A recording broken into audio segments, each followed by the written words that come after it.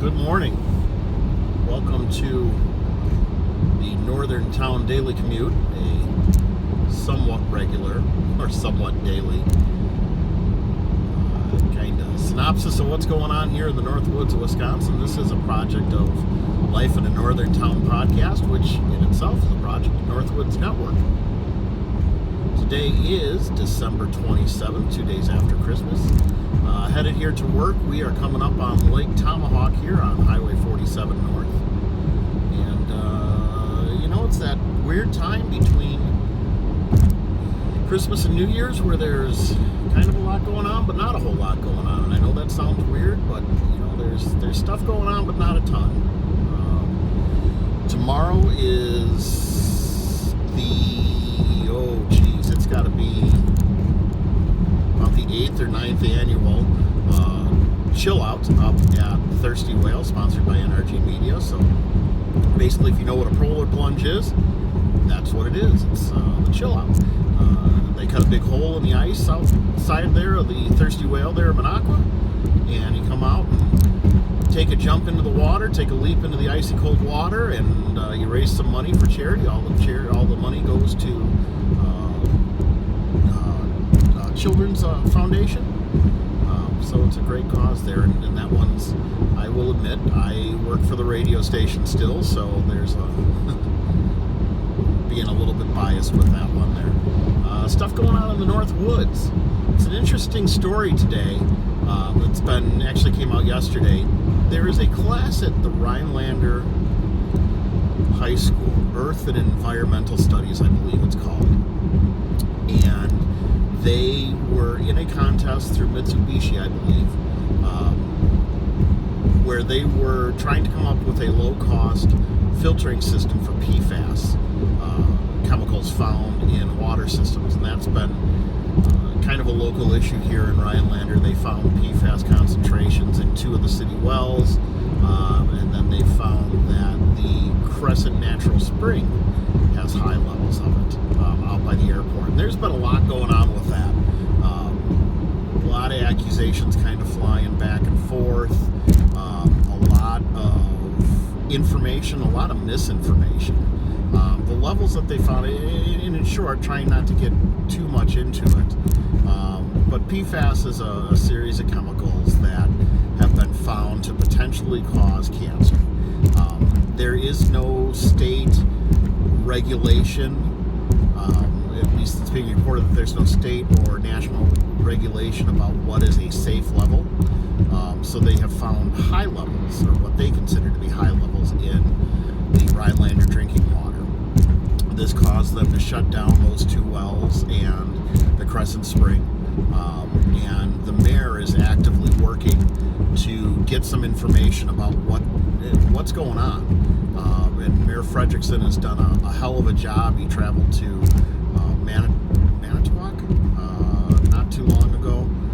Marinette, not too long ago for a listening session with Josh Call, who was the state representative, or attorney general, I believe, about it. The DNR has not been tremendous about getting information out to the cities, apparently, that are affected by this, so he's been pushing pretty hard.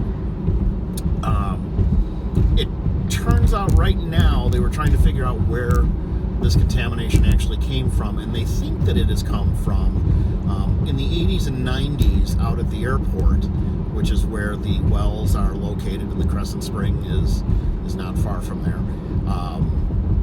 They injected sludge, basically sludge from the wastewater treatment plant. So when I say sludge, I'll leave that up to your imagination as to what exactly that constitutes. But they were injecting that into the ground, and I don't completely understand why. Supposedly it had something to do with promoting growth of worms, and then that would attract birds, which seems strange to me, considering that birds seem to be the last thing that you would want around an airport, but I digress. So anyways, the school class was working on this contest, like an innovation contest, to create a filter that would filter out PFAS chemicals from water. And unfortunately, they were not picked to move on to the next level in this competition. But they are going to continue with their work to innovate this type of filter. And to me, that's a really interesting process, because there's so much talk these days about climate change and environmental protections and preserving our natural heritage, our natural resources, protecting groundwater, that sort of thing. And in a situation like this, I gotta be honest, other than the mayor of Rhinelander trying to get more information that he can then pass on to city residents, it seems like nobody is doing anything about this except for the younger generations. It seems like they're the only ones that are, as a large representative societal bloc, concerned about this. And maybe that is because they're the younger generation, so they're the ones that are going to have to live with this issue for the longest. I mean, and it just, I don't know, it seems to me that it's, and I understand things cost money and that there are processes for things, but it's amazing to me that we have to depend on a high school environmental class to take the lead in trying to solve, or at least try to find some way to remediate or live with these sorts of environmental issues. And bravo to them for doing so. It's always said, children are the future. Well, that's obviously true, because it sounds to me like the government certainly isn't the future. The older generations here that live here certainly aren't the future when it comes to this. I still hear people that are, climate change is fake and we don't need this. Well, okay, if it's fake, if we don't need this, if it's just a whole bunch of hogwash, what does being environmentally conscious hurt? I don't know. It's frustrating, and it's frustrating for me to put into words when it comes to that. It's just an attitude of self-centeredness, in my opinion. And I am not necessarily one that I think most people would consider a tree hugger and that sort of thing. I understand the importance of utilizing natural resources for commerce and the economy and that sort of thing. I understand that, even though I'm not a huge fan of logging, I understand that, that is a renewable crop and it is a needed crop. For God's sakes, I work in the construction industry, so, but it just, I don't know, when it has to be a high school class taking the lead on something like this, I have to ask, where are our elected leaders? Where is the government in this, in terms of trying to protect citizens? And really,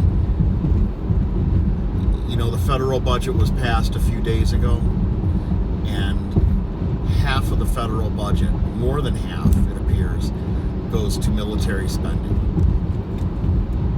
The hell am I getting for my taxes?